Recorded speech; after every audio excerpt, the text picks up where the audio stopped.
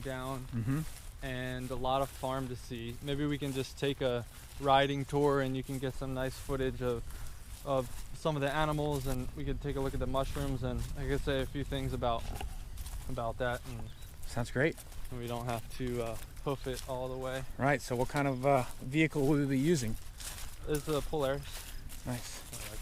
Electric off-road farm vehicle. Awesome, all right.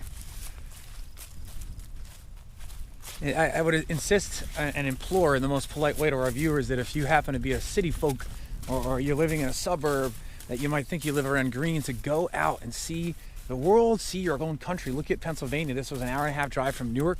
Today I was filming a good friend of mine, Tobias, and all the work they do in the inner city of Newark, and they have some great urban farms, and then you go out here and you need to connect that to the rural farms and connect, really understand where your food comes from, because, I mean, it all starts with food, and I think it all ends with food. So understanding how everything connects is a critical part of living, and I would just insist that people take that opportunity if they're ever presented with it.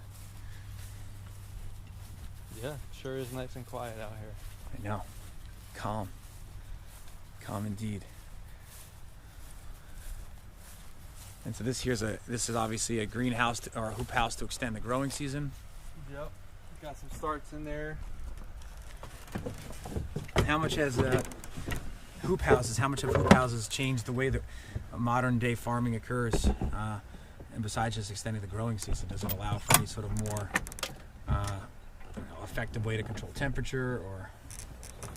Yeah, season extension with high tunnels, and the high tunnel is kind of a slightly different from a greenhouse, kind of similar. High tunnels aren't heated, right, but they allow season extension for a lot of farmers to grow on the shoulders of the growing season, like early spring and late fall and winter, and a lot of small farmers, mixed vegetable farmers, who are able to grow year round in the high tunnel, and people do a lot with it. Yeah, that's great to know.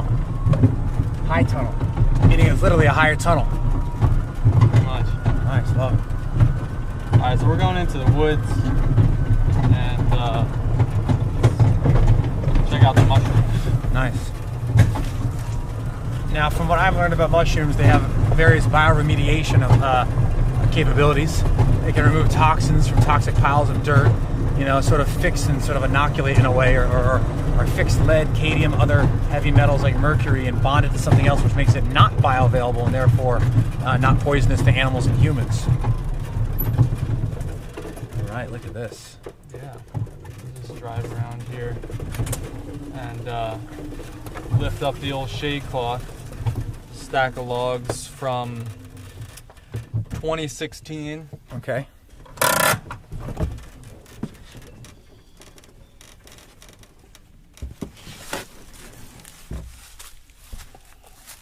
So this is where the magic happens. These are all oak. They were harvested from the farm. Like I said, this was a tree nursery, landscape tree nursery. So okay. When we cleared some of the tree nursery, we harvested these logs, which is a nice little straggler there. Yep. Shitake mushrooms, they love growing in oak logs, and we cut them into manageable pieces, drill holes in them at a certain depth, a certain width that matches our plug equipment, which we use to inoculate with sawdust that has the shiitake spawn in it. So the shiitake spawn, the spore of the mushroom, is in the sawdust, which is presumably some sort of nutrient-based sort of Kickstarter for it. Well, they eat wood. They eat wood. Fungus. Right, they decompose wood. You right, always pick up an old log in the woods. You guys see the fungus on it. Right. So this is, let's say, a highly shredded version with more surface area for higher uptake, perhaps. Yeah. So the shiitake mushroom is the fruiting body of the fungus. Right. The stage of the fungus body, not the spore stage. Right. So the shiitake fungus is eating the wood when the season is right and the temperature's right, and the logs are aged to the point that they like. We'll throw them in a tank of water. The temperature change will shock them, signal them to reproduce. They'll shoot out the fruit, and that's where we get all our mushrooms. Phenomenal. Yeah. Love it. Phenomenal. Look at that. Shitake mushrooms, ladies and gentlemen. And so the human immune system from all of the living organisms, the kingdoms. We have Kingdom Monera, Protista, Animalia, Plantae, right? Fungi. The fungus and the human immune systems are highly correlated. And from my research and from my knowledge and education, they're two of the most closely related. That's why we have a lot of our medicines are fungal medicines.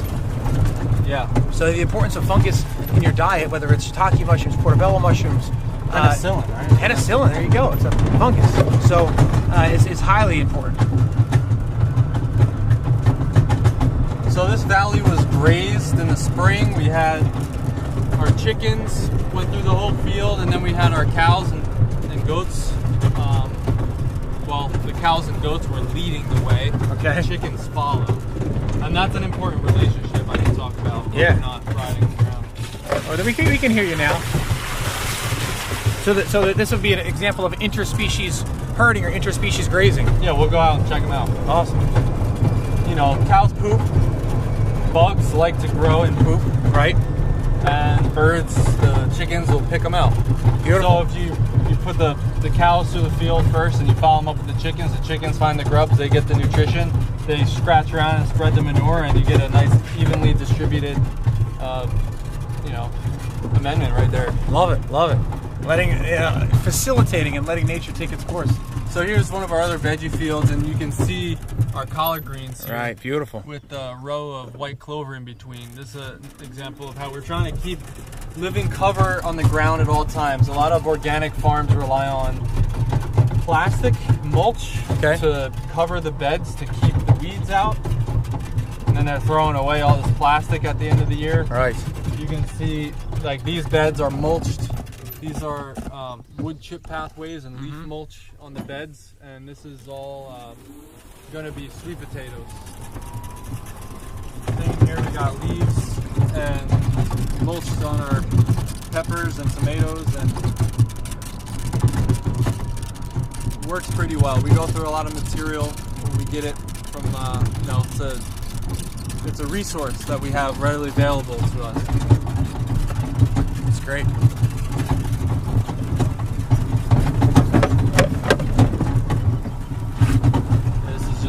More cover crop, kind of holding the space for when we're ready to graze it or grow vegetables in it. Okay. This is truly expansive land.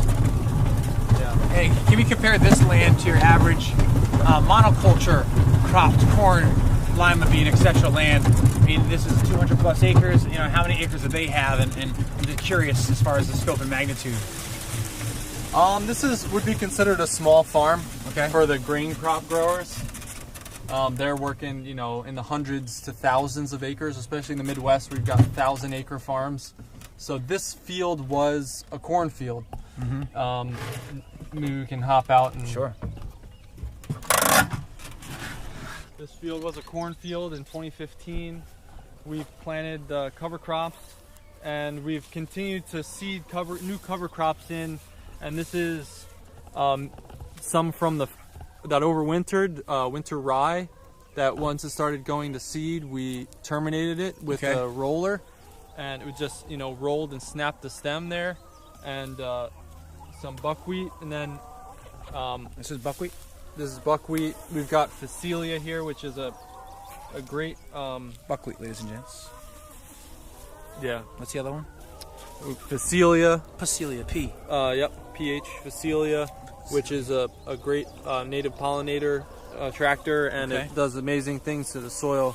There's actually a tillage, look at that, purple top turnip that is long taproot goes, feet down into the soil, and it locks up nutrients in its root tuber. That'll rot and then attract more decomposers. This is a warm season grass here that's starting to take over, and it's called Sorghum Sudan grass, another great plant for the soil and great forage for our chickens. And what kind of grass was the name again?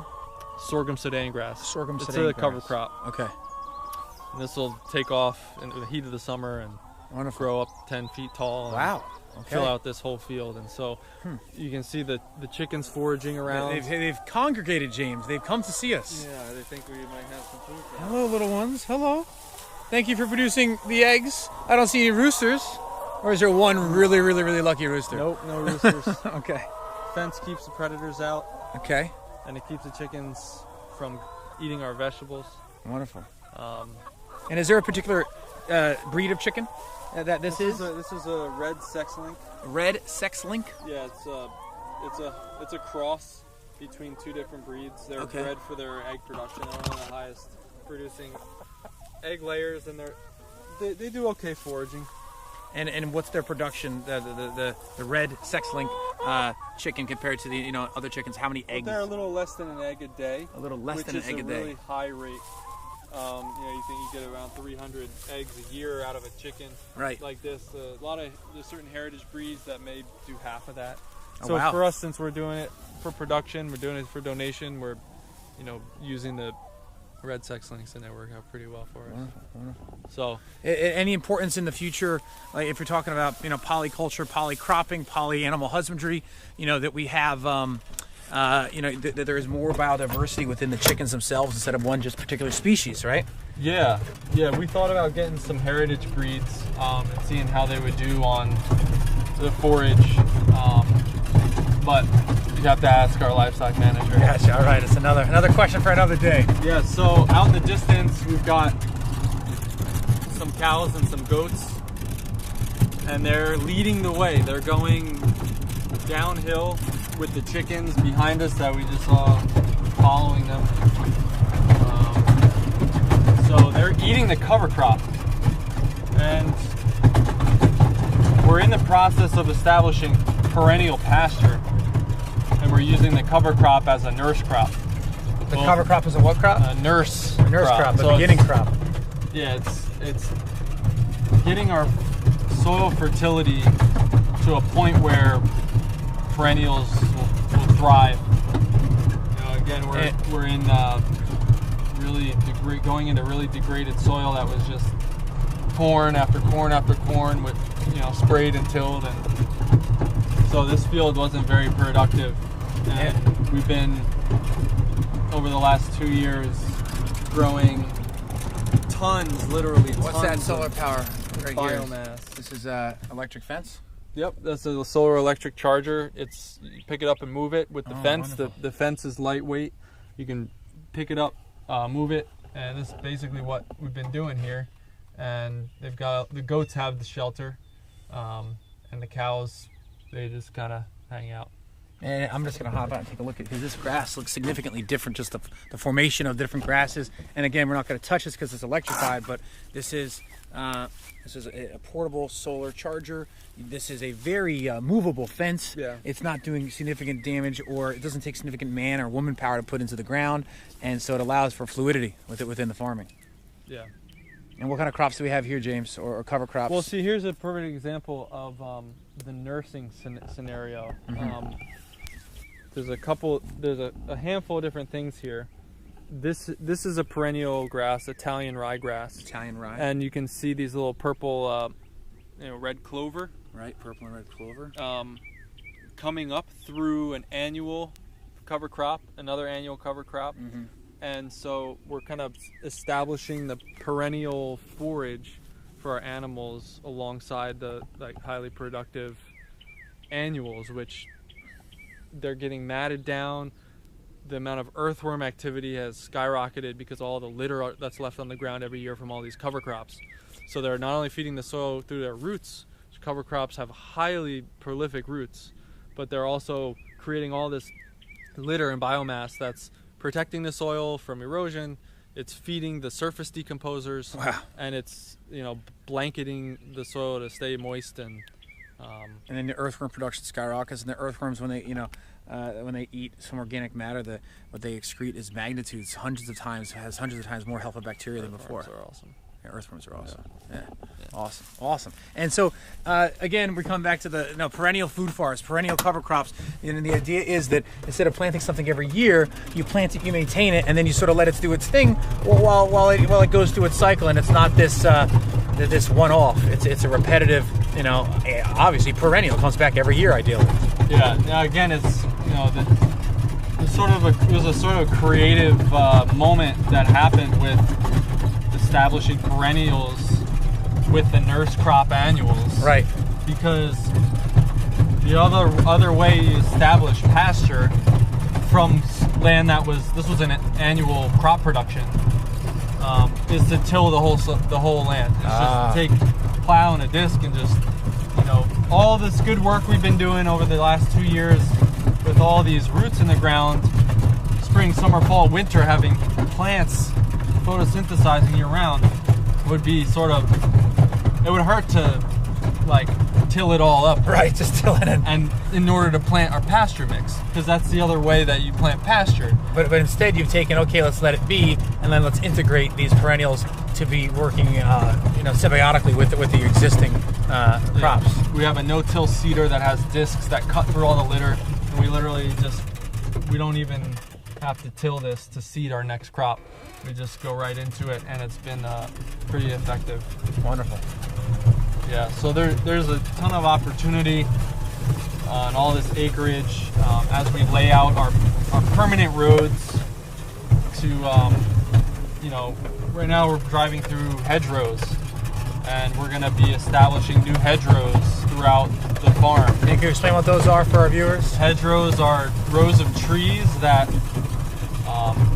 they create shade. They usually buffer around the edge of a field, and you can use hedgerows to block the wind from, especially the winter time. Create nesting sites for birds, owls, and other beneficial organisms. And what about the exudates? The exudates that come from the trees, from various crops. Tree root work is great too, and obviously tree roots are long lasting. And now we have come to the almighty goats. The goats. Let's take a look at these beauties. All right.